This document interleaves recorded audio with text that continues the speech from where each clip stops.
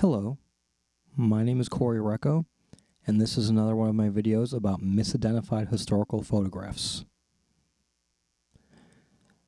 The men in the tintype I'll be covering today have been identified as Billy the Kid, Richard Brewer, Fred Waite, and Henry Brown. None of these identifications are correct. The photo became public when it was put up for sale on eBay in 2016. At that time, it was admitted there was no provenance for the photo, and it received no bids. After the failed eBay experiment, the owner got some expert opinions, and I use the term expert very loosely, to back up his claim, and brought the tintype to Sophie Design Auctions, who put it up for auction in 2019. When it came up for auction, it was claimed that the tintype had excellent provenance, although that claim was a bit misleading. The only so-called provenance was a statement from the current owner of the photo claiming it had been passed down to his family and how his family got it and that whole story. But there was no documentation to back up any of these claims, so it was just the owner's word. And this was only 3 years after it was admitted there was no provenance for the tintype. Turning to the expert opinions, one that has been widely misreported is that the image was verified by the George Eastman Museum, a very respected photography museum. The problem was they made no claim to identify who was in the image. All they said was that the image was consistent with tintypes produced between 1870 and 1890. That was it. That was the end of their verification.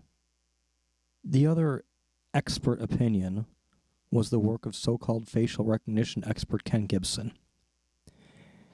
Gibson's flawed work has been covered a lot in my videos, so I'm just going to give you a quick rundown here. He once identified two Japanese Sooner racers as Amelia Earhart and her navigator Fred Noonan in this quickly debunked photograph.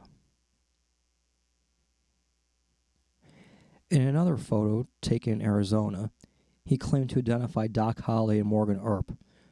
Problem was, the photograph was taken by a photographer who didn't arrive in Arizona until after Holliday left for Colorado and after Earp was dead. Nice trick. And of course, he's the man behind the widely debunked Croquet Billy photograph. Also, in his report for this photo, Gibson stated that the threshold to declare a photo a match when doing facial recognition analysis is 60%. This is absurdly low. For comparison, Amazon recommends a threshold of 99% when using their facial recognition software, and it's stated that even a 99% match does not guarantee it's the same person.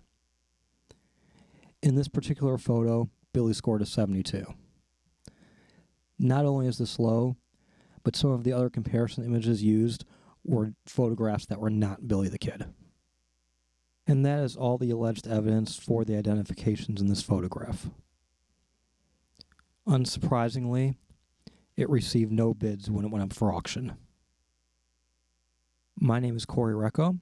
I'm the author of 4 books, including my latest, The Colfax County War, Violence and Corruption in Territorial New Mexico, and Murder on the White Sands, The Disappearance of Albert and Henry Fountain.